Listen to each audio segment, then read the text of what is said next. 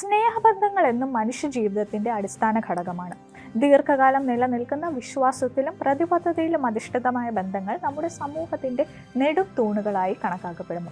എന്നാൽ പുതിയ തലമുറ, പ്രത്യേകിച്ച് ജെൻസി, ബന്ധങ്ങളെ സമീപിക്കുന്ന രീതിയിൽ ഒരു വ്യത്യസ്ത പ്രവണത ശ്രദ്ധിക്കപ്പെടുന്നുണ്ട്.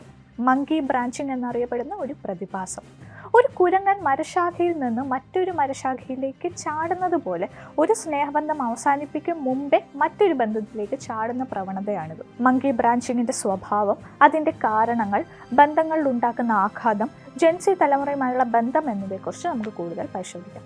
മങ്കി ബ്രാഞ്ചിങ് എന്നത് ഒരു വ്യക്തി നിലവിലുള്ള സ്നേഹബന്ധത്തിൽ തുടരുമ്പോൾ തന്നെ മറ്റൊരു വ്യക്തിയുമായി പുതിയ ബന്ധം രഹസ്യമായി ആരംഭിക്കുന്ന പ്രവണതയാണ്. ഈ പുതിയ ബന്ധം സുരക്ഷിതമാണെന്ന് ഉറപ്പായാൽ നിലവിലെ പങ്കാളിയെ ഉപേക്ഷിച്ച് പുതിയ ബന്ധത്തിലേക്ക് മാറുന്നു.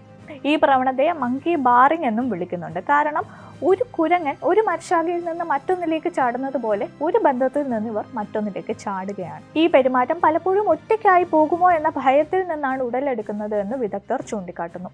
ന്യൂയോർക്ക് പോസ്റ്റിന്റെ ഒരു റിപ്പോർട്ട് പ്രകാരം മങ്കി ബ്രാഞ്ചിങ് ഒരു തന്ത്രപരമായ പ്രവൃത്തിയാണ്.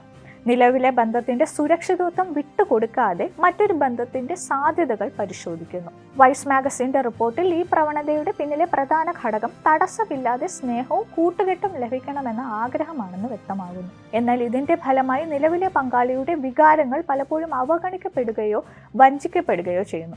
മങ്കി ബ്രാഞ്ചിങ്ങിന്റെ മൂല കാരണം ഒറ്റയ്ക്കായി പോകുമോ എന്ന ഭയമാണ്. ഈ ഭയം വ്യക്തികളെ ഒരു ബന്ധം പൂർണ്ണമായി അവസാനിപ്പിക്കുന്നതിന് മുമ്പ് മറ്റൊരു ബന്ധത്തിന്റെ സുരക്ഷ ഉറപ്പാക്കാൻ പ്രേരിപ്പിക്കുന്നു.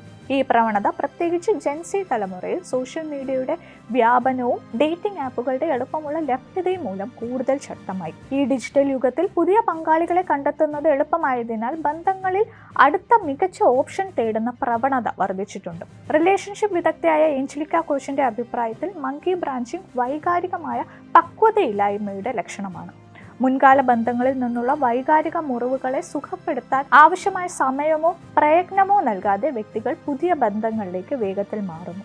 ഇതൊരു വ്യക്തിയുടെ സ്വന്തം വൈകാരിക വളർച്ചയെ തടസ്സപ്പെടുന്നുണ്ട്. കൂടാതെ മങ്കി ബ്രാഞ്ചിങ് സത്യസന്ധതയില്ലാത്ത ഒരു ബന്ധ രീതിയാണെന്നും ഇത് പങ്കാളിയെ വഞ്ചിക്കുന്നതിന് തുല്യമാണെന്നും അവർ ചൂണ്ടിക്കാട്ടുന്നു. മങ്കി ബ്രാഞ്ചിങ് പലപ്പോഴും പോളിയാമോറിയുമായി തെറ്റിദ്ധരിക്കപ്പെടുന്നുണ്ട്. എന്നാൽ ഈ രണ്ട് ആശയങ്ങളും തമ്മിൽ അടിസ്ഥാനപരമായി ചില വ്യത്യാസങ്ങളുണ്ട്. പോളിയാമോറിയിൽ ഒരു വ്യക്തി ഒന്നിലധികം പങ്കാളികളുമായി തുറന്നതും സമ്മതത്തോടുമുള്ള ബന്ധം പുലർത്തുന്നു, അതും എല്ലാ കക്ഷികളുടെയും അറിവോടും സമ്മതത്തോടും കൂടി. എന്നാൽ മങ്കി ബ്രാഞ്ചിങ് രഹസ്യമായും സത്യസന്ധതയില്ലാതെയും നടക്കുന്ന ഒരു പ്രക്രിയയാണ്. ഇത് പലപ്പോഴും നിലവിലെ പങ്കാളിയെ വഞ്ചിക്കുന്നതിലേക്ക് നയിക്കുന്നു. ആഞ്ചലിക്ക കോച്ചിന്റെ വാക്കുകളിൽ പോളിയാമോറി പരസ്പര സമ്മതത്തിന്റെ അടിസ്ഥാനത്തിലാണ്, അതിൽ വഞ്ചനയില്ല. എന്നാൽ മങ്കി ബ്രാഞ്ചിങ് വഞ്ചനയുടെ ഒരു രൂപമാണ്. മങ്കി ബ്രാഞ്ചിങ് ബന്ധങ്ങളിൽ ഗുരുതരമായ പ്രത്യാഘാതങ്ങൾ ഉണ്ടാകുന്നു. ആദ്യമായി ഇത് നിലവിലെ പങ്കാളിയുടെ വിശ്വാസം തകർക്കുന്നു.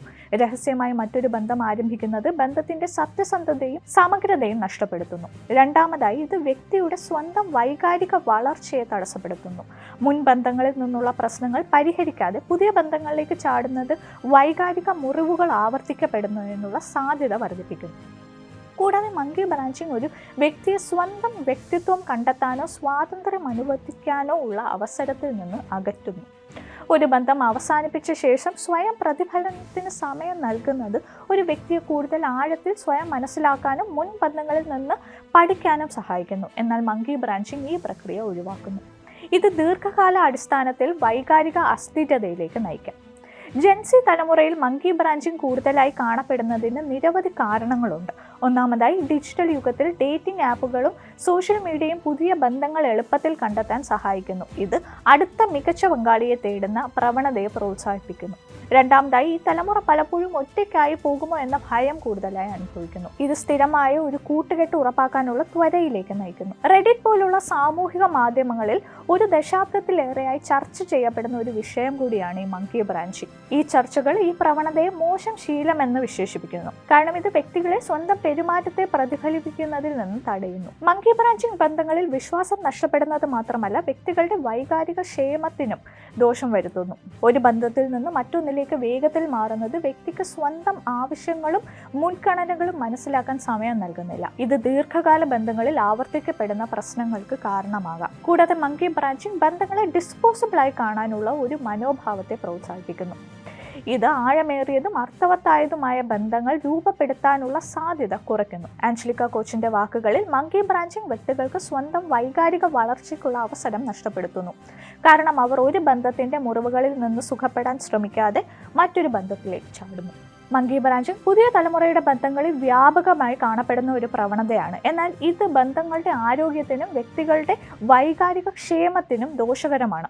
ഒറ്റയ്ക്കായി പോകുമോ എന്ന ഭയം, ഡിജിറ്റൽ യുഗത്തിന്റെ സ്വാധീനം, വൈകാരിക അപക്വത എന്നിവയാണ് ഈ പ്രവണതയ്ക്ക് പിന്നിലെ പ്രധാന ഘടകങ്ങൾ. എന്നാൽ സത്യസന്ധതയും വിശ്വാസവും അടിസ്ഥാനമാക്കിയുള്ള ബന്ധങ്ങൾ രൂപപ്പെടുത്തുന്നതിന് വ്യക്തികൾ സ്വന്തം വൈകാരിക ആവശ്യങ്ങൾ മനസ്സിലാക്കാനും മുൻ ബന്ധങ്ങളിൽ നിന്ന് പഠിക്കാനും സമയം നൽകേണ്ടത് അത്യന്താപേക്ഷിതമാണ്. മങ്കി ബ്രാഞ്ചിങ് ഒരു താൽക്കാലിക സുരക്ഷ നൽകിയേക്കാമെങ്കിലും ദീർഘകാല അടിസ്ഥാനത്തിൽ അത് ബന്ധങ്ങളുടെ ആഴവും സമഗ്രതയും നഷ്ടപ്പെടുത്തുന്നു. ആഴമേറിയതും അർത്ഥവത്തായതുമായ ബന്ധങ്ങൾ രൂപപ്പെടുത്താൻ വ്യക്തികൾ സ്വന്തം വൈകാരിക യാത്രയിൽ ശ്രദ്ധ കേന്ദ്രീകരിക്കുകയും ഒരു ബന്ധം അവസാനിപ്പിച്ച ശേഷം സ്വയം പ്രതിഫലനത്തിന് സമയം നൽകുകയും വേണം. ഈ രീതിയിൽ ബന്ധങ്ങൾ കേവലം ഒരു ശാഖയിൽ നിന്ന് മറ്റൊന്നിലേക്ക് ചാടുന്നതിനപ്പുറം യഥാർത്ഥ വിശ്വാസത്തിന്റെയും പ്രതിബദ്ധതയുടെയും അടിസ്ഥാനത്തിൽ വളരാൻ കഴിയും.